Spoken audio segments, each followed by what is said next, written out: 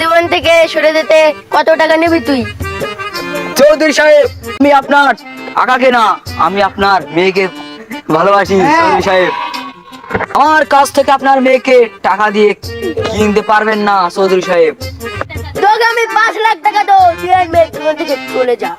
না, 6 লাখ, 7 লাখ, 8 লাখ, 9 লাখ। না, না চৌধুরী সাহেব, আপনি আমাকে টাকার লোভ দেখাবেন না।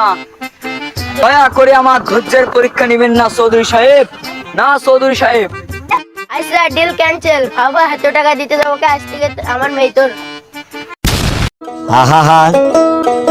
আচ্ছা, আজ থেকে তুমি আমার, আমি তোমার। দুই তো সবাই শয়তান।